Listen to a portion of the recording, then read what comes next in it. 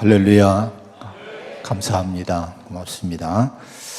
오늘은 2024년도 맥주 감사 주일입니다.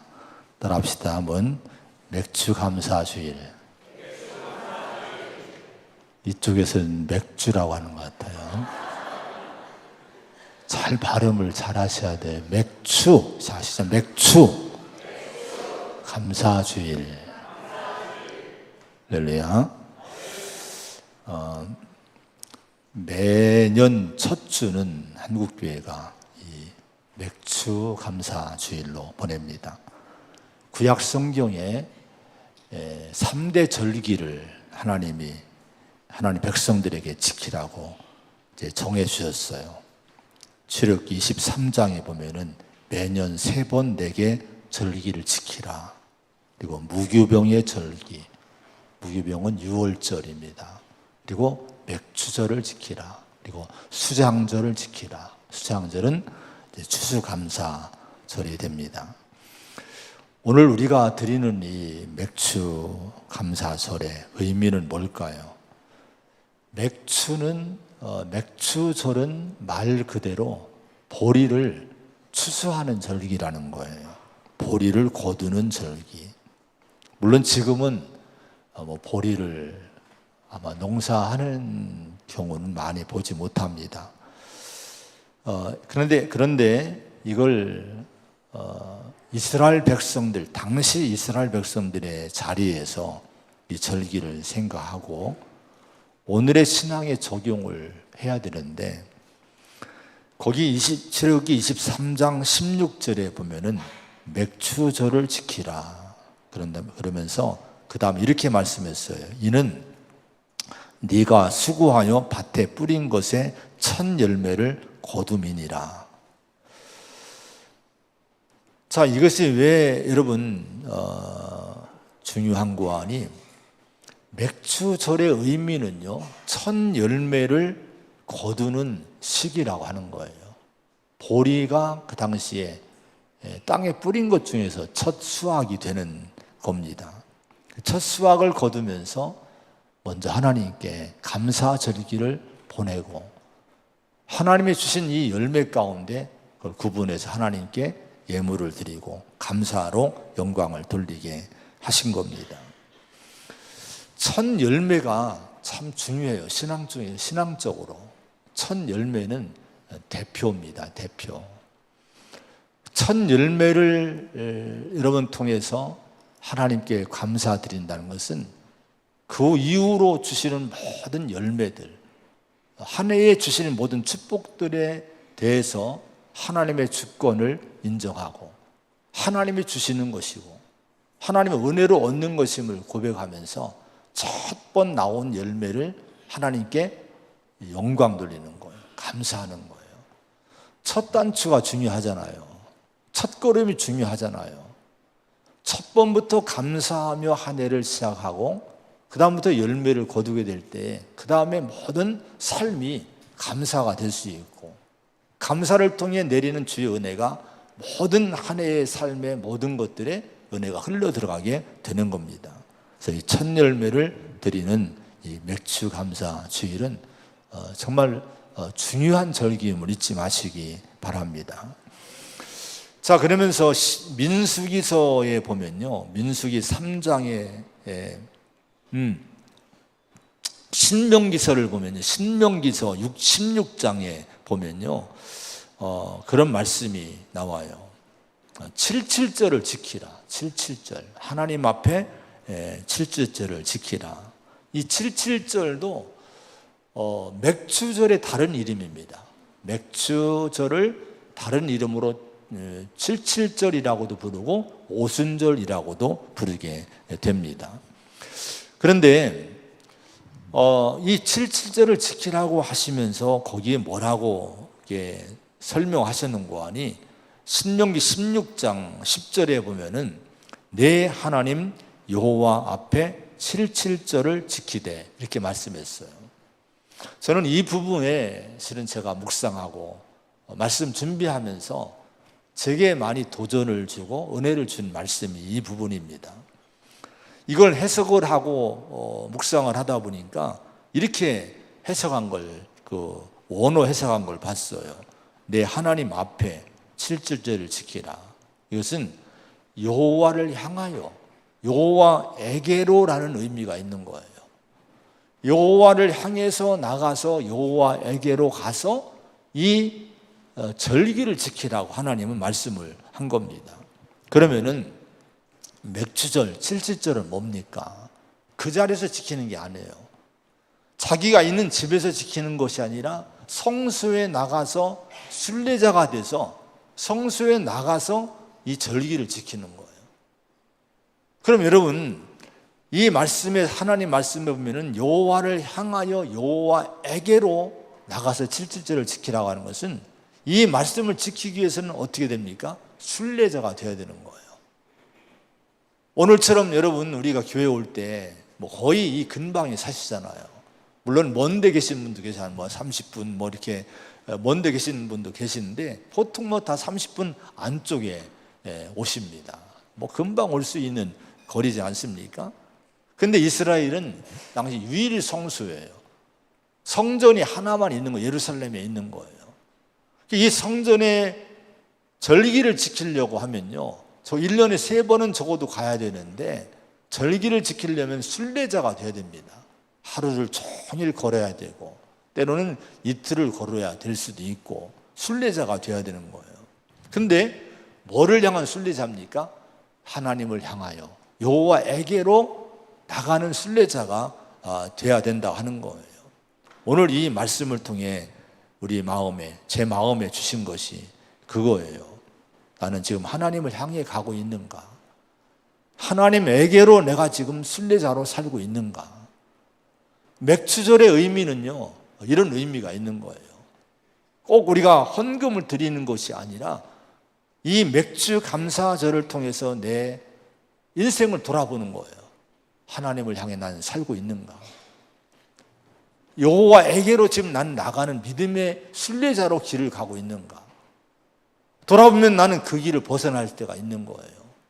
뒤돌아갈 때가 있는 거예요. 오늘 이 날을 통해서 우리의 인생을 다시 한번 수정을 해야 될 줄로 믿습니다. 우리 방향을 바꾸는 거예요. 하나님을 향하여 여호와에게로 나가는 순례자로서의 출발이 있는 그런 우리 맥주 감사 주일 되기를 축원을 드립니다. 자, 그런데 여기 보면은 왜 이렇게 이런 절기들을 통해서 감사하게 하셨을까? 하나님이 그 감사를 가르치고 감사의 신앙 위에 서게 하고 또 감사를 표현하게 한 이유가 뭘까요? 거기 신명기 16장의 7.7절을 지키라는 말씀 가운데도 그런 말씀이 또 이렇게 뒤에 나와요. 7.7절을 지키되 내 하나님 여호와께서 내게 복을 주신 대로 내 힘을 헤아려라는 말씀이 나와요. 예물을 드려라. 그런데 여호와 하나님이 내게 복을 주신 대로라고 이렇게 말씀하고 있는데요, 그러면은 하나님이 내게 주신 복을 알려면 어떻게 됩니까? 곰곰이 생각을 해봐야 되는 거예요. 헤아려 봐야 되는 거예요. 정말 하나님이 내게 어떤 복을 주셨을까? 어떤 복을 내가 누리고 있는가를 꼼꼼히 여러분 조사하고 헤아려 보고 이걸 우리가 정말 계산해 보고 이걸 내가 분명히 내 마음에 고백이 돼야 될 줄로 믿습니다. 그렇게 여러분 하나님의 은혜를 헤아려 보게 되면요, 그때 내 마음 뭐가 우러나옵니까? 감사가 나오는 거예요. 감사가 우러나오는 거예요. 그런 절기가 7.7절이요 맥주절이라고 하는 거예요. 왜 이렇게 하나님은 감사를 하게 하셨을까요? 오늘도 여러분 우리 요즘도 1년에 적어도 2번은 맥주감사주일, 추수감사주일을 우리가 공식적으로 지키게 됩니다. 왜 이렇게 여러분 감사 절기를 지키게 했을까요? 그 이유는 다른 것이 아니에요. 하나님 백성들에게 감사하게 한 것은요, 감사가 뭔고 하니 따라합시다. 감사는 행복이다. 감사가 행복이기 때문에 하나님은 자신의 백성들이 행복한 삶을 살게 하기 위해서 감사를 배우게 하고 감사를 헤아리게 하고 감사의 삶을 살게 하나님이 가르치시게 된 겁니다. 세상적인 조건으로 내가 많은 복을 누릴 수 있어요. 남보다 더 잘 살고 더 돈도 많고 또 더 좋은 집에 살고 좋은 차도 내가 타고 다닐 수 있고 사업도 잘 될 수가 있어요. 근데 육신의 세상의 기준으로 조건으로 볼 때 내가 이런 복을 누린다고 해서 그 사람이 행복할까요? 그것이 곧 행복은 아닌 거예요. 얼마든지 여러분 부유하면서도 잘 살면서도 행복하지 못할 수가 있는 거예요. 이 나라가 실은 그 좋은 예예요. 행복도가 여러분 우리나라가 낮습니다. 지금 여러분 경제적으로 얼마나 지금 높아졌습니까? 너무너무 지금 잘 살고 있는 거예요. 여러분 다른 나라들이 열방이 부러워한 나라가 됐어요. 근데 정작 우리나라 이 백성들은 행복도가 그 높지를 않습니다. 이건 뭡니까? 세상적인 조건을 가졌다 해서 행복하지 않다는 거예요. 그런데 세상적 조건으로서 내가 좀 부족하고 미달돼도 그렇다고 행복하지 않느냐? 그런 사람도 얼마든지 행복할 수 있다고 하는 거예요. 우주 만물을 창조하신 하나님께서 창조한 후에 맨 마지막에 누구를 창조했습니까? 인간을 만드신 거예요. 완벽하게 에덴 동산을 창조해 놓으신 다음에 거기 인간을 만들고 여기에 살라고 말씀했어요. 그러면 조건이 다 갖춰준 거예요. 뭐 일하지 않아도 여러분 충분히 먹을 수 있는 정말 너무 행복한 환경이 주어지게 된 거예요. 그런데 여러분 이 아담과 하와가 행복했을까? 조건이 완벽한데 행복해야 마땅하지 않겠습니까? 그런데 성경을 보면 그렇지 못한 부분을 볼 수 있어요. 사단이 와서 유혹을 합니다. 유혹이 뭡니까? 욕심을 심어주는 거예요. 지금의 환경을 만족하지 않고 네가 하나님처럼 될 수 있다는, 또 하나님이 금하신 저것도 먹으라고 하는 욕심을 심어줍니다. 그 욕심이 생기니까 마음에 행복이 사라지는 거예요. 뭔가 부족한, 내가 뭔가 좀 뒤떨어진, 뭐가 부족한 그런 감을 갖게 되는 거예요. 그리고 죄, 사단에게 넘어갑니다. 그리고 죄를 짓게 된 걸 보게 됩니다. 이걸 보면 뭐를 우리에게 깨우쳐 줍니까? 조건이 다 좋다고 행복하냐? 행복하지 않다는 거예요. 그래서 하나님은 인간을 창조하신 다음에 그 다음에 바로 그 다음 날에 뭐를 만들어 놓으셨습니까? 안식일을 주신 거예요. 일하지 말고 뭔가 일하지 말고 뭘 하지 말고 먼저 하나님 앞에 나가 예배드리라는 거예요. 하나님 앞에 감사하고 예배하며 안식하라는 거예요. 그래야 우리 행복을 누릴 수 있다 하는 거예요. 여러분, 우리가 진실로 행복할 수 있는 것은 조건이 아닙니다. 하나님 앞에 감사하고 하나님 앞에 은혜를 헤아릴 때 진정한 행복이 우리 안에 있을 줄로 믿습니다. 여러분, 이 행복이 우리 안에서 조건을 통해서 누리지 못하게 되는데, 감사가 없으면 아무리 좋은 환경이 있어도 감사가 없으면 행복할 수 없는데요. 그래서 결국은 행복을 누리지 못하면요, 그 사람은요, 인간은 행복에 대한 갈망이 있어요. 누구나요. 그래서 여러분, 이 행복을 얻으려고 자꾸 세상으로 달려갑니다. 근데 결국은요, 세상으로 달려가서 행복을 얻으려고 애쓰는 것이 나중 어떤 결과를 가져오느냐?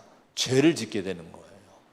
자꾸 육신의 것에서 조건에서 뭔가를 더 채워서 행복하려고 하다 보니까 결국은 그 인생은 죄의 길로 들어서게 되는 거예요. 여러분, 세상을 찾아서는 행복하지 못합니다. 내가 어떤 조건이 있든 지금 여러분이 있는 그 조건 안에서 감사할 수만 있다면, 감사를 배우고 감사를 고백할 수만 있다면 여러분은 행복한 인생이 될 줄로 믿습니다. 그래서 하나님은 우리에게 감사하게 하시는 거예요. 감사 절기를 주시고 감사를 배우게 하시고 있는 거예요. 오늘 아무쪼록 이 맥주 감사 주의를 통해서 감사가 넘치는 가운데 우리 행복의 자리로 들어갈 수 있는, 행복을 누릴 수 있는 저와 여러분 되기를 축원을 드립니다. 자, 오늘 본문에 보면은 이제 어떤 말씀입니까? 탕자의 비유의 말씀이에요. 일부분만 읽었는데요. 22절부터 25절까지 보면은 이제 잔치하는 모습이 그려져 있어요. 다 좋은 옷을 입고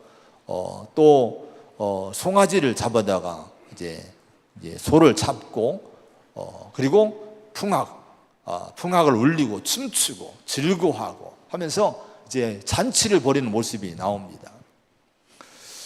자, 여러분, 이 말씀이 오늘 우리 이 맥주 감사 주일에 이 종을 통해서 우리 교회에 주시는 말씀이에요. 이 말씀을 주신 거예요. 이 말씀을 통해서 여러분 뭐를 하나님의 은혜를 주시고자 하는 거 아니? 감사로 인해서 우리가 누리게 되는 풍성한 은혜를 우리가 깨닫는, 풍성한 은혜를 누리는 이 날이 되기를 원하셔서 이 말씀을 주신 거예요.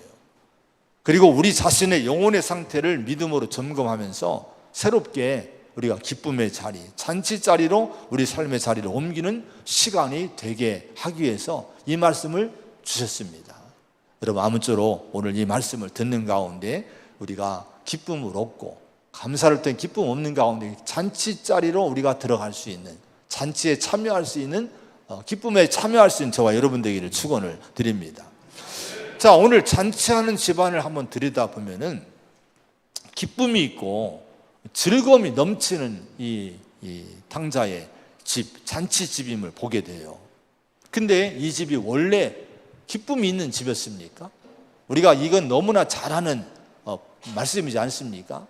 아들이 나가고 이제 그 집을 나간 거예요. 근데 집 나간 이 아들이 여러분 재산을 갖고 나갔는데 그 아버지가 여러분 행복했을까요?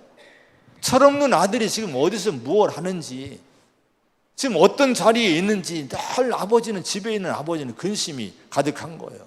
집안의 분위기는 늘 우울하고 어두운 분위기였을 거예요. 그러면 여러분 또 집 나간 아들은 행복했을까? 기쁘고 즐거웠을까? 오늘 성경에 보면 읽지 않았지만 12절부터 보면은 이 아들이 재산을 갖고 나가요. 아마 갈 때 막 룰루랄라 기쁨으로 갔을 거예요. 자유를 얻은 거예요. 난생처럼 자유를 얻고 자기가 노력하지 않았는데 아버지 재산 속에서 자기 몫을 미리 받아가지고 미국 나오니 여러분 인생에 참 큰 돈을 만져보는 거예요. 얼마나 여러분 기쁨이 있었겠습니까? 이거 가지고 먼 나라, 아버지가 쫓아오지 못하는 먼 나라로 도망을 가요. 거기서 흥청망청 돈을 쓰는 거예요. 여러분 얼마나 여러분 즐거웠겠습니까? 근데 그 즐거움은, 기쁨은 오래가지 않았어요. 세상의 기쁨은 오래가지 않습니다. 육신의 기쁨은 오래가지 않습니다. 14절부터 보면은 이렇게 말씀해요. 한번 14절부터 천천히 읽어보겠습니다.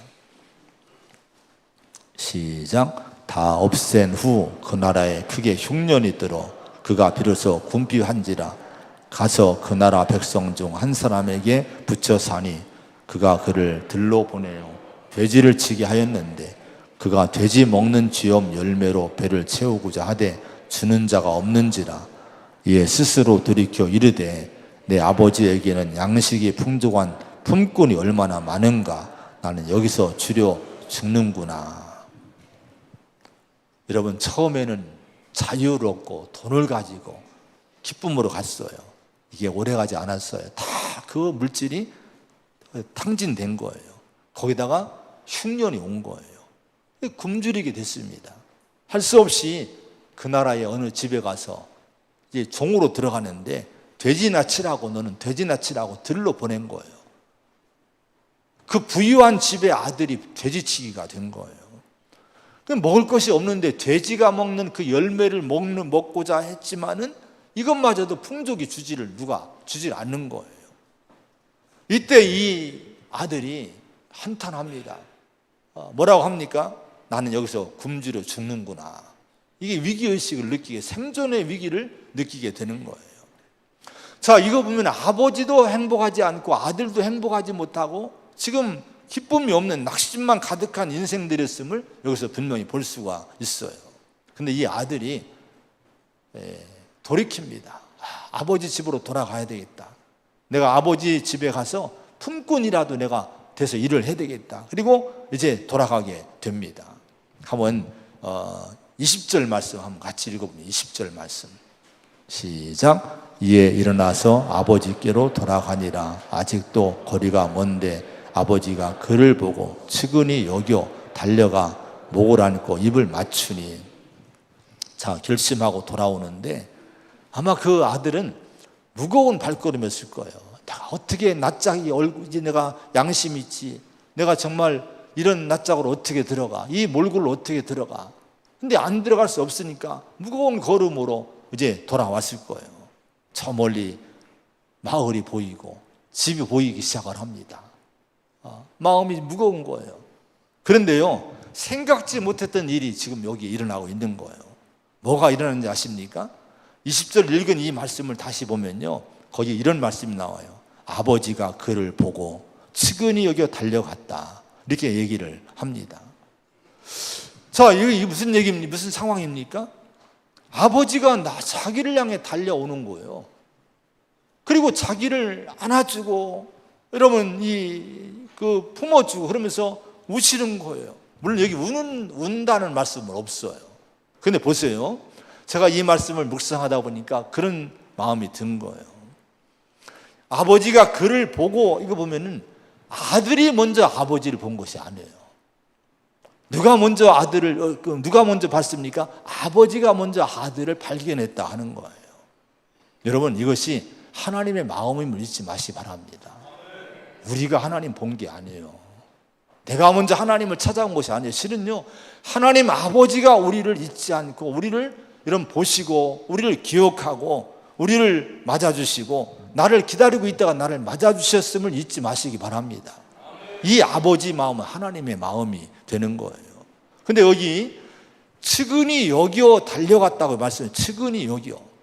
측은이라고 하는 이 단어를 보면요, 헬라어에 보면은 이런 의미가 있어요. 애끓는 상태라는 거예요.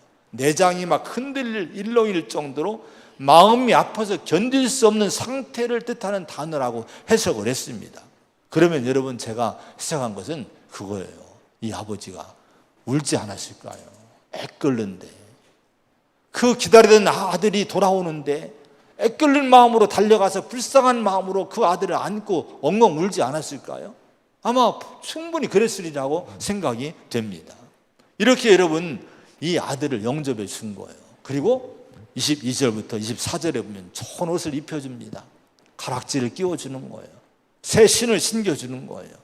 살찐 송아지를 골라 잡아다가 그 송아지를 잡고 잔치를 베풀어 주게 되는 거예요. 여러분, 이 아버지 사랑과 은혜로 탕자였던 이 아들이 잔치의 주인공이 됩니다. 그 잔치를 베풀어주는 잔치의 주인공으로 지금 참여하고 있게 되는 거예요. 하나님은 이런 이 아들을 통해서 우리가 감사를 배우기를 원하십니다. 오늘의 주제는 감사잖아요. 여기서 우리가 감사를 배워야 됩니다. 이 아들이 행복했을까요? 행복하지 않았을까요? 여러분, 잔치자에 참여한 이 아들이 행복했을까? 행복하지 않았을까? 여러분 같으면 행복했을까? 행복하지 않았을까요? 행복했죠. 너무 행복한 거예요. 이게 꿈인가 생신가? 자, 그런데 여러분, 그 아들이 누리는 말할 수 없는 기쁨과 행복은 무엇을 통해서 여러분 실제로 누려지게 됐을까요? 감사로 인해서 누려지게 되는 거예요.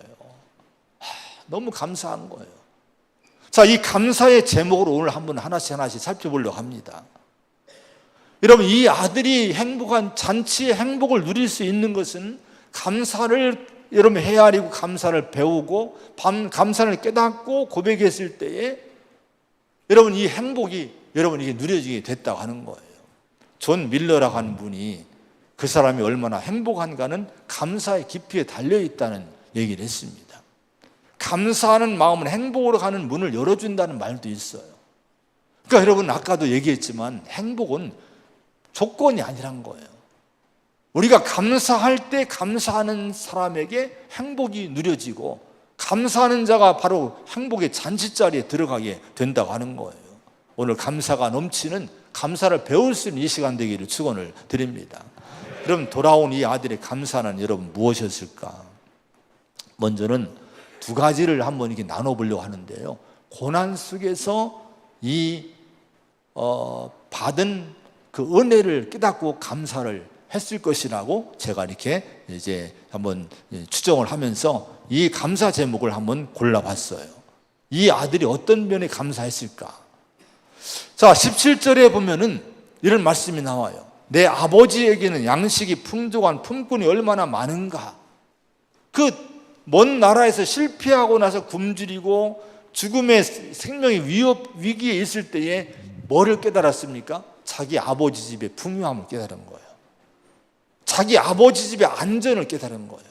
내가 아버지 집에 있었다면, 우리 아버지 집 얼마나 풍요한가, 얼마나 행복한가, 얼마나 안전한가, 이걸 깨닫게 된 거예요. 그전에는 몰랐거든요. 아버지 집 싫어서 도망 나왔거든요. 근데 여러분, 이 고난 속에서 뭐를 배웠습니까? 아버지 집의 그 행복을 여러분 이 눈을 뜨게 된 거예요. 이것이 여러분 이 감사의 조건이라고 하는 거예요. 그런 다음에 18절에 보면요, 내가 하늘과 아버지께 죄를 지었사오니 고백을 합니다. 그전에는 죄가 뭔지를 몰랐어요. 자기가 죄를 짓는지 모른 거예요. 여기서 죄라고 하는 것은요, 이 헤마르톤이라는 헬라어를 썼더라고요. 근데 이것이 뭔고 하니 하마르티아 뭐 그런 얘기예요. 표적을 맞추지 못한 거예요. 정도를 거치지 못한 거예요. 정도에서 벗어나고 잘못 가다는 뜻이 있는 거예요. 그러니까 죄를 내가 지었사오니, 이 말씀이 무슨 어떤 고백입니까? 내가 하나님 앞에 또 아버지 앞에 죄를 지었다는 것은 하나님 보시기에 잘못된 길을 걸어왔다는 거예요. 내 아버지 보기에 정도를 걷지 못하고 잘못된 길, 표적을 잘못 맞추고 내가 잘못된 곳으로 내가 날아갔다고, 걸어갔다는 이 고백을 지금 하고 있는 거예요. 여러분, 고난 속에서 뭐를 배웠습니까? 자기가 죄인임을 깨달은 거예요. 이것이 여러분 감사의 조건이 되는 줄로 믿습니다. 이걸 못 깨닫거든요. 내가 죄인임을 깨닫는다면 그 사람은 감사의 조건이 많은 줄로 믿으시기 바랍니다. 19절에 보니까 지금부터는 아버지의 아들이라 일컬음을 감당하지 못하겠나이다. 나를 품꾼의 하나로 보소서 하리라. 이렇게 고백을 해요. 이게 뭡니까? 여기 아버지, 여러분 이전에 집을 나가기 전에는 얼마나 당당했습니까? 아버지, 나도 아들이잖아요. 돈 내놔요. 내 몫을 내놔요. 당당하게, 교만하게, 오만하게, 냉정히 아버지에게 아들의 권리를 내세우면서 돈을 빼앗이 가져가지 않았습니까? 큰소리 치지 않았습니까?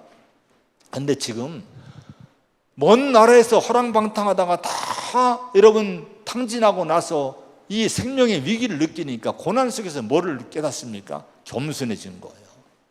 내가 품꾼의 하나로만 살아도 좋겠다.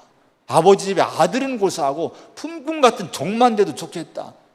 이 낮아지게 된 거, 교만이 여러분 사라지고 겸손하게 된 줄로 믿습니다. 여러분, 고난 속에서 뭐를 배운 거예요? 겸손을 배우게 된 거예요. 이런 거 보면요, 이 탕자는요, 고난이 뭐였습니까? 감사였다고 하는 거예요. 지금 여러분, 내가 고난 중에 있다고 해서 너무 슬퍼하거나 낙심하지 마시기 바랍니다. 고난 중에 배워주는 은혜가 있는 거예요. 고난 속에서 우리를 깨닫게 하는 것이 있는 거예요. 이 고난 중에 내게 깨닫게 하는 것이 무엇인가를 헤아려 본다면, 그래서 거기서 은혜를 깨닫는다면 여러분들은 충분히 고난이 감사의 조건이 될 줄로 믿습니다. 시편 119편 67절에 보면은 고난 당하기 전에는 내가 그릇 행하였더니 이제는 주의 말씀을 지키나이다. 이렇게 말씀을 합니다. 여러분, 고난 당하고 났더니 자기를 깨달았다는 거예요. 주의 말씀은 진리를 그때서 깨달았다는 거예요. 그러면 고난이 감사가 되지 않겠습니까? 여러분, 고난 중에도 은혜를 깨닫기를 축원을 드립니다. 그런 다음에 이 아들이 이제 잔치 자리에 참여를 하게, 잔치를 자기를 위해 베풀어 주신 그 은혜를 입고 잔치를 주인공이 된 거예요. 그러면 이 잔치에 참여하면서 여러분, 이 아들이 뭘 깨달았을까요? 어떤 은혜를 깨닫고 감사했을까요? 첫째는요, 자신을 포기하지 않고 자신을 버리지 않으신 아버지께 너무 감사가 됐을 거예요. 20절에 보면은 여러분, 아버지가 그를 기다리다가 달려오지 않습니까? 먼저 찾아와서 달려와서 안아주고 영접해 주지 않습니까? 돌아올 때는 어떤 마음으로 돌아왔어요? 하나님, 아버지가 나를 포기하지 않았을까? 아마 포기했을 거야. 나를 버렸을 거야. 나를 못된 놈이라고 아마 나를 버렸을 거야. 아마 이런 생각이 컸을 거예요. 나를 받아주지 않으면 어떡하지? 아마 이런 두려움감이 왔을 거예요. 근데 와보니까요, 아버지가 달려 나오는 거예요. 그때 뭐를 느꼈을까요? 아버지가 나를 버리지 않았구나. 날 포기하지 않았구나. 나를 다시 영접해 주는구나. 이것이 여러분 너무너무 감사했을 거예요. 이사야 49장 14절부터 보면은 시온에 이르기를 여호와께서 나를 버리시며 주께서 나를 잊으셨다 하였거니와 여인이 어찌 그 젖 먹는 자식을 잊겠으며 자기 태에서 난 아들을 긍휼히 여기지 않겠느냐. 그러나 그들은 혹시 잊을지라도 나는 너를 잊지 아니할 것이라. 내가 너를 내 손바닥에 새겼다. 이런 말씀이 나옵니다. 여러분, 이스라엘 민족이 죄를 짓고 나라가 망해가는 가운데 하나님도 나를 잊었을 거야, 이렇게 나그망을 하고 있을 때에 하나님은 아니다, 나는 너희들 절대로 잊지 않았다, 이렇게 말씀하신 거예요. 내가 너를 내 손바닥에 새겨 놓았다고 말씀한 거예요. 여러분, 이것이 우리에게 주신 은혜지 않습니까? 여러분, 하나님은 절대로 우리를 잊지 않으셔요. 우리를 포기하지 않으십니다. 이걸 여러분 잊지 마시기 바랍니다. 나태주 시인이 있어요. 불꽃의 시인입니다. 자세히 보아야 예쁘다, 오래 보아야 사랑스럽다. 너도 그렇다는 이 짧은 시가 우리 국민들의 마음을 사로잡지 않았습니까? 근데 이분이, 나태주 시인이 공주에 사시는 분인데 결혼할 때 기독교인 아내와 결혼한 거예요. 근데 자기는 불교 집안이었어요. 무당모 뭐 이런 집안이었대요. 근데 자기는 교회 안 나가도 아내는 교회를 보냈는데 자기는 끝까지 교회를 안 나간 거예요. 근데 한번 이분이 언제 예수를 믿기 시작했는가 하니 죽을 고비를 만난 거예요. 자기 그 국민을 위해 간증문이니까 임사 체험을 했대요. 죽음의 자리까지 갔던 거예요. 근데 기적적으로 살아나게 된 거예요. 그때 이 기적적으로 살아난 이후에 아내의 기도, 그 하나님의 그 은혜 속에서 살아난 다음에 이분이 이제 어떤 고백을 했는가 하니 죽음을 이겨낸 고통을 통해서 고난의 유익을 얻었다고 고백을 했어요. 그 고난이 유익이었다고 하는 거예요. 그때 하나님의 음성을 들었는데 이런 음성을 들었대요. 네가 나를 모를 때도 나는 너를 알고 있었다. 네가 엉뚱한 것을 바라볼 때도 그랬다. 이런 마음을 주시더라고 하는 거예요. 내가 하나님을 몰랐을 뿐이지 하나님이 그때 나를 사랑하시지 하지 않은 것이 아니었구나, 이걸 깨닫게 된 거예요. 이후에 이분은 하나님의 은혜를 깨닫고 자기를 잊지 않으시고 버리지 않고 이렇게 잡아주신 하나님의 은혜를 기억하면서 이분은 지금 교회를 다닐 때요 너무 행복하게 다니는 거예요. 이분은 이런 고백을 합니다. 저 지금 요즘은 교회 가는 낙을 누린다고 고백을 했어요. 낙을 누린다. 낙이 뭐예요? 기쁨이잖아요. 오늘 여러분 교회 올 때 기쁨으로 오셨습니까? 내가 교회 다니는 것이 정말 이 즐거움이십니까? 이분은 낙이라는 거예요. 이 시인이 대시인이지 않습니까? 교회 가는 것이 너무 즐겁다는 거예요. 교회 올 때는 아침은 안 먹고 간대요. 왜? 교회 점심 주는 국수가 너무 맛있어서 그거 많이 먹으려고 밥을 안 먹고 간다는 거예요. 이분이 여러분 많은 곳에 강연을 다니는 분이에요. 그분의 강연 속에 많은 사람이 힘을 얻어요.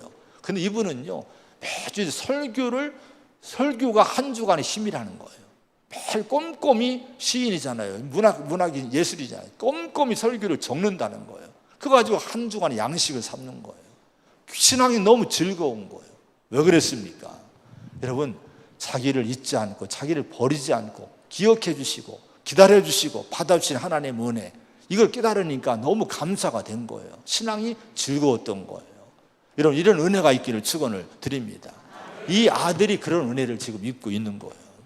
여러분, 그런 다음에 이 아들에게 아버지는요 모든 신분과 권리를 다 회복시켜 줍니다. 새 옷을 입혀줘요. 가락지를 끼워줍니다. 새 신발을 신겨줍니다. 다 이것들이 다 뭡니까? 신분을 얘기해요. 신분. 새로운 옷을 입혀주고 가락지, 언약입니다. 변치 않는 언약을 얘기합니다. 너는 내 아들이라고 하는 거예요. 또 새 신발이 뭡니까? 종은 신발을 신지 않아요. 이 아들이 올 때는 나는 종으로 살았으면 좋겠다, 품꾼의 하나라도 좋으니 나를 종으로라도 받아달라는 이런 마음으로 왔는데 아니란 거예요. 너는 내 아들이란 거예요. 신발을 신겨줍니다. 내 아들로 새롭게 출발하라는 거예요. 모든 여러분 신분을 회복시켜 주게 됩니다. 여러분, 이 잔치에 참여한 이 아들을 다시 한번 생각해 보시기 바랍니다.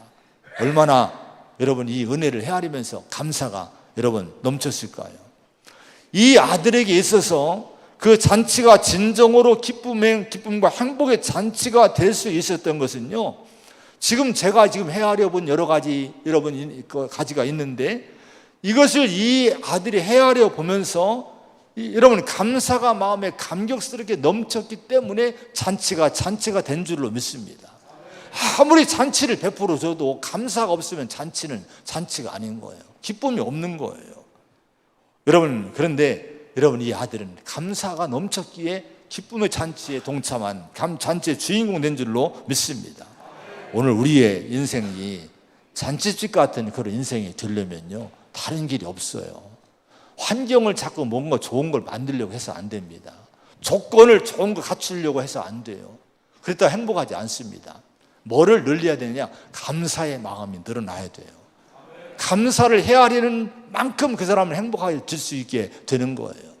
우리가 만약에 감사로 여러분 하나님 은혜를 헤아리면서 정말 감사할 수 있는 그런 사람이 된다면, 하나님이 주신 은혜가 여러분 진정한 감사의 조건으로 내 마음에 와닿는다면, 그분은 지금 잔치 자리에 참여하고 있는 거예요. 그분은 지금 잔치 자리로 자리를 옮기게 되는 거예요. 바라기는 혹시나 원망과 불평과 이런 것 때문에 마음이 우울하고 마음이 여러분 기쁨이 없었다고 하면은, 오늘 이 시간이 이 날을 통해서 감사를 헤아릴 수 있는 은혜가 있기를 축원합니다. 그러면 여러분의 가정이 행복할 거예요. 여러분 인생이 행복할 줄로 믿습니다. 여러분의 인생이 잔치집이 될 줄로 믿습니다. 할렐루야. 기도하겠습니다.